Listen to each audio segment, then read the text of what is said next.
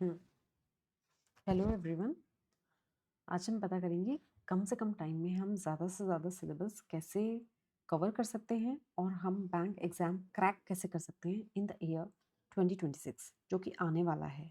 और क्योंकि अभी हमारे पास 2-3 दिन हैं तो हम अपना प्लान बहुत अच्छे से बना सकते हैं कि हम उसको फिर एग्जीक्यूट भी बहुत अच्छे से कर सकें। एक अच्छी प्लानिंग ही काफ़ी नहीं होती है, एक अच्छा एग्जीक्यूशन भी चाहिए। ठीक है, प्लान तो हम सभी बनाते हैं, रोज़ ही बनाते हैं, बट हम सबको पता है कि उसमें से हम एग्जीक्यूट कितने करते हैं और स्पेसिफिकली अगर वो डेडिकेशन, फोकस और कंसिस्टेंसी मांगते हों, जो कि बहुत ही ज़रूरी है बैंक एग्ज़ाम क्लियर करने के लिए। ये एक मुश्किल एग्ज़ाम नहीं है, ये एक ऐसा एग्ज़ाम है जो आपसे कंटिन्यू स्टडी माँगता है और आपसे डेडिकेशन माँगता है फ़ोकस के साथ। सबसे पहली चीज़ जो हम करेंगे वो है हमारा सिलेबस। हम सिलेबस कवर कर लेंगे पूरा। कैसे करेंगे हम? नेक्स्ट 3 मंथ्स में। इसमें हमारा बेसिकली क्या होता है, हमारा जो बेस होता है वो बन जाता है, हमारे सारे कंसेप्ट वो क्लियर हो जाते हैं। डेली का अगर हम नेक्स्ट 3 मंथ्स की बात करें, तो 3 आवर्स हमारे लगभग लग जाएँगे क्लासेस में। चाहे हम ऑनलाइन लेते हैं, चाहे हम ऑफलाइन लेते हैं, चाहे हम खुद से टॉपिक पढ़ते हैं, हमारे 3 घंटे उसमें लग जाएँगे। हम ऐसा अज़्यूम करके चलते हैं। एक टॉपिक 3 आवर्स के लिए काफ़ी है। इसके बाद हम क्या करेंगे, उस टॉपिक से रिलेटेड जो भी क्वेश्चंस बनते हैं वो हम सॉल्व करेंगे इन नेक्स्ट 2 आवर्स। ये 2 आवर्स आप कभी भी निकाल सकते हो। ऐसा ज़रूरी नहीं है कि 3 घंटे की पढ़ाई के बाद, क्लास लेने के बाद तुरंत आपको वो 2 आवर्स निकालने हैं। आपको दिन भर में कभी भी, आप जैसे मान लीजिए ब्रेकफास्ट के बाद आप ये क्लास लेते हैं, तो उसके बाद आप लंच, पोस्ट लंच आप ये ले सकते हैं, बीच में लंच तक आप ब्रेक ले लीजिए, कोई ऐसी बात नहीं है। हम जो टोटल पढ़ाई करेंगे वो होगी अराउंड 5 टू 7 आवर्स की। इससे ज़्यादा की पढ़ाई की ज़रूरत नहीं है। यस, आपने सही सुना, इससे ज़्यादा की पढ़ाई की ज़रूरत नहीं है। तो जो 2 आवर्स में हम पढ़ाई करेंगे, हम क्वेश्चंस देखेंगे उस टॉपिक के जो भी हैं। चाहे वो आजकल तो अगर आपने कहीं भी कोचिंग जॉइन कर रखी है तो वहाँ पे भी क्वेश्चंस मिल जाते हैं, टॉपिक वाइज़ हर जगह ही मिलते हैं, और या फिर रेफरेंस बुक्स भी होती हैं। और इसके अलावा जो होते हैं पीवाईक्यू, उस टॉपिक से रिलेटेड जो भी पीवाईक्यू होंगे, प्रीवियस ईयर्स क्वेश्चंस, के बहुत ही इंपॉर्टेंट होते हैं। क्योंकि अगर सिलेबस वही है, उस सिलेबस से रिलेटेड टॉपिक्स में अगर आप वो क्वेश्चंस ढूंढेंगे तो क्वेश्चंस का लेवल भी अलग होता है। देखिए, पीवाईक्यू क्लरिकल के भी होते हैं, पीवाईक्यू ऑफिसर के भी होते हैं, और आईबीपीएस ऑफिसर में भी आईबीपीएस पीओ, आईबीपीएस क्लर्क और एसपीआई पीओ, एसपीआई क्लर्क, ये 4 तरह के आपको पीवाईक्यू मिल जाएंगे जिनको आपको अच्छे से प्रैक्टिस करना है, क्योंकि आखिर से एग्जाम आपको उसी क्वेश्चन के टाइप का आएगा। ये आपको सॉल्व कर लेने हैं बिना किसी प्रोक्रेस्टिनेशन के। ठीक है, जैसे ही आप ये पीवाईक्यू करेंगे 2 आवर्स का, और और प्रीवियस ईयर्स के क्वेश्चंस प्लस जो भी आपके प्रैक्टिस क्वेश्चंस हैं, अगर आपने इसकी प्रैक्टिस कर ली डेली, 2 घंटे से ज़्यादा आपको नहीं देने, अगर जितना आपका 2 घंटे में होता है आप उतना ही करिए। अगर आपसे नहीं होता है, और इसमें डिफ़िकल्टी लेवल भी होते हैं, ईजी होता है, मीडियम होता है एंड डिफ़िकल्ट, तो आप जहाँ तक बन पाए वहाँ तक बनाइए। जहाँ आप अड़ रहे हैं, देखिए अभी-अभी ये ताज़ा-ताज़ा आप क्लास करके आए हैं, उसी टाइम पे अगर हम उस टॉपिक से रिलेटेड क्वेश्चन कर लेते हैं, क्योंकि सारे टॉपिक्स हमने नहीं पढ़े हैं। Let's sitting arrangement, sitting arrangement हमने अभी फर्स्ट टाइम पढ़ा है। मान लीजिए किसी ने फर्स्ट टाइम पढ़ा है, तो उसके लिए उसको याद रखना थोड़ा-सा बिट डिफ़िकल्ट हो जाता है। तो ऐसे केस में क्या करेंगे, वो ईज़ी क्वेश्चन जब हम करेंगे तो वो टॉपिक हमारे माइंड में सेट हो जाता है। उसके क्या-क्या तरीके हैं सॉल्व करने के, वो हमारे माइंड में सेट हो जाते हैं। इसके बाद हम आएँगे मीडियम पे, जहाँ पे भी हम अटके, हम तुरंत टॉपिक पे जाएँगे, अपने नोट्स को पलटेंगे। जो भी नोट्स हमने क्लास में बनाए हैं, उन नोट्स को पलटेंगे, जो भी क्वेश्चंस हमने देखे हैं, उनको हम देखेंगे और हमें कोई ना कोई सॉल्यूशन उसमें मिल ही जाएगा। उसके बाद हम फिर से उस क्वेश्चन को सॉल्व करके चेक करेंगे। ठीक? इतना हम करेंगे। ये हमारे 2 घंटे की कहानी हुई। और इसके अलावा चाहे तो आप मॉर्निंग में, चाहे आप इवनिंग में, कभी भी। वैसे मॉर्निंग का टाइम बेस्ट रहता है न्यूज़पेपर के लिए, क्योंकि इवनिंग में टाइम थोड़ा कम हो जाता है। तो 1 घंटा हमको न्यूज़पेपर को देना है। इस न्यूज़पेपर को 1 आवर देने से क्या होगा? न्यूज़पेपर को 1 आवर देने से हमारी रीडिंग की हैबिट बनेगी, जो रीडिंग कॉम्प्रिहेंशन में बहुत हेल्प करती है। साथ ही साथ हमारा जनरल अवेयरनेस बढ़ेगा, हमारी डिस्क्रिप्टिव पेपर के लिए हमको कंटेंट मिलेगा, प्लस इंटरव्यू की भी प्रिपरेशन आपकी साथ में साथ होती जाएगी। ठीक है, ये सारी चीज़ें आपने कर लेनी है। इसके बाद आती है नेक्स्ट, ये हमारा हुआ 3 मंथ्स। 3 मंथ्स हमें यही करना है। ठीक है, इसके बाद जब हमारे 3 मंथ्स हो जाते हैं, मीन्स जैन टिल मार्च, अब ऊपर चलते हैं। अब अप्रैल मई 2 महीने हम क्या करेंगे, हमारा कंसेप्ट क्लियर है, हमने सब पढ़ लिया है, सारे टॉपिक्स कवर्ड हैं, हमें सब समझ आ गया है, हमने डेली प्रैक्टिस भी की है, तो हमें सिर्फ रिवीजन करना है। अब क्या करना है हमको, full length subject wise, full subject wise mock देना है, प्रीवियस ईयर्स के क्वेश्चंस करने हैं हमको। ठीक है, कैसे, मान लीजिए आपने रीजनिंग उठाई, ठीक है, रीजनिंग का आपने एक टॉपिक उठाया, एक टॉपिक नहीं उठाया, आपने रीजनिंग उठाई, उसमें जितने सब्जेक्ट्स हैं वो सारे आपको उठाने हैं, और इसमें आपका फोकस रहना चाहिए एक्यूरेसी।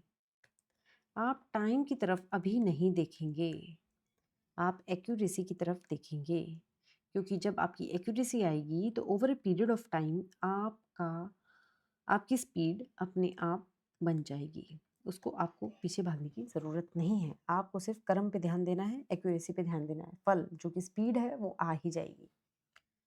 ठीक, 2 महीने आप करेंगे, इसमें आप 10 डेज दे सकते हैं, 10 days reasoning, 10 days quant, 10 days आपका इंग्लिश।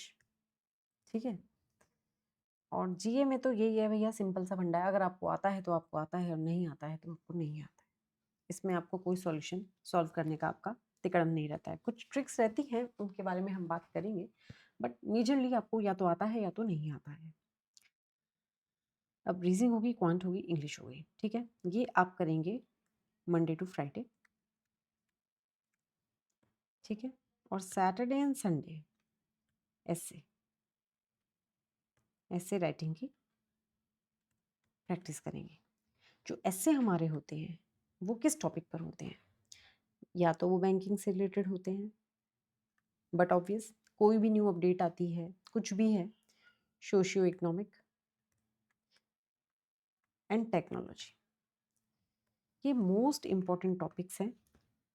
अगर आपने ये 3 टॉपिक कर लिए, इसके बाहर से रेयरली चांसेस है कि कुछ भी आता है। ठीक, और अगर कोई टॉपिक बैंकिंग से रिलेटेड है, सोशियो इकोनॉमिक भी है और टेक्नोलॉजी पे भी है, तो वो तो आप समझ लीजिए कि आना ही आना है।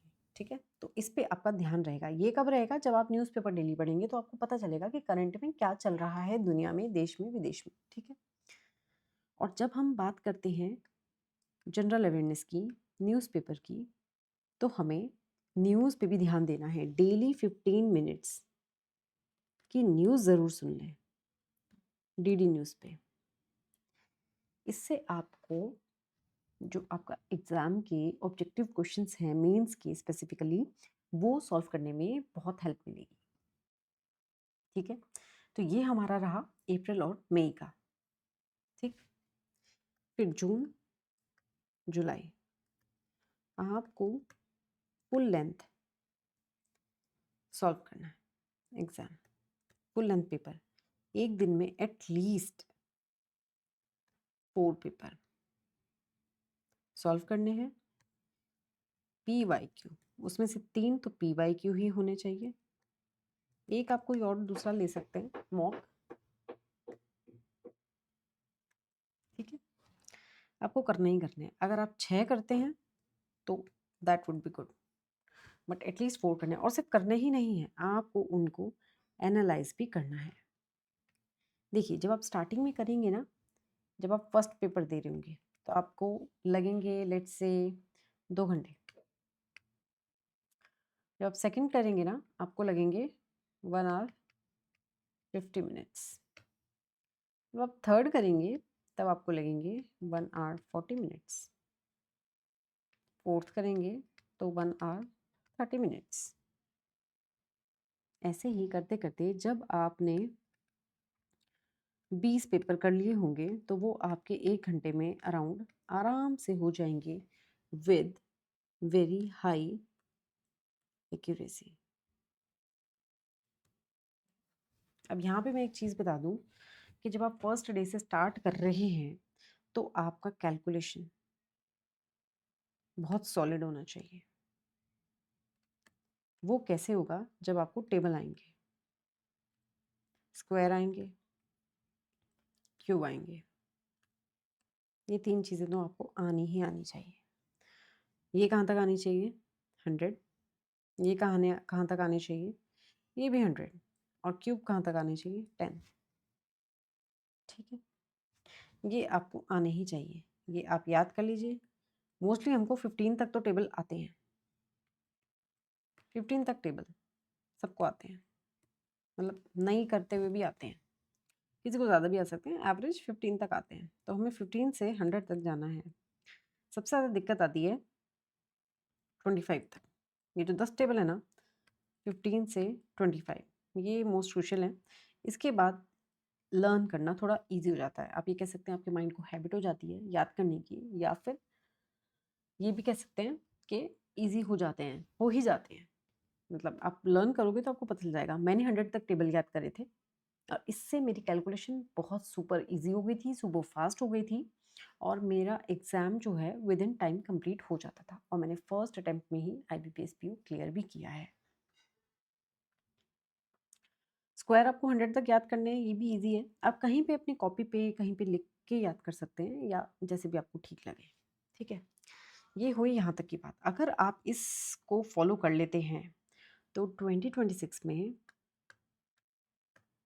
आप easily, mark my words, easily आप बैंक एग्जाम क्लियर कर लेंगे। ठीक है, लेकिन आपको सबसे ज़्यादा है आपको डिसिप्लिन रहना होगा,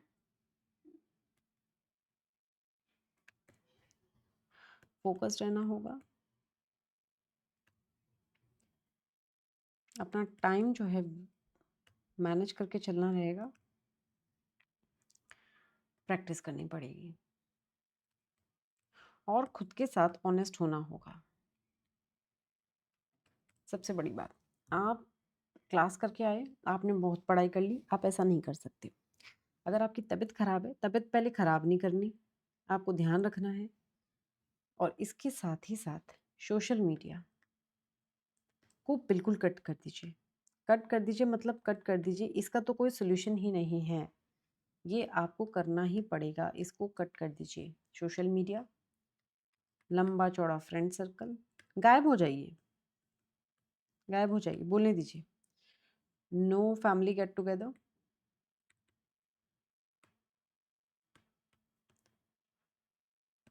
एक्सटेंडेड फैमिली कहना ज़्यादा बेटर रहेगा।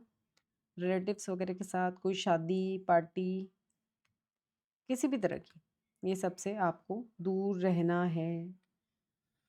अगर आप इस सब में इन्वॉल्व रहे, चाचा के मौसी के घर में क्या हो रहा है, मेरा जाना ज़रूरी है, पूजा हो रही है, आपका जाना कहीं ज़रूरी नहीं है। आपका फोकस सिर्फ रहना चाहिए एग्ज़ाम पर। आपको सिर्फ एग्ज़ाम में होना ज़रूरी है और वहाँ पे आपको आंसर आना ज़रूरी है।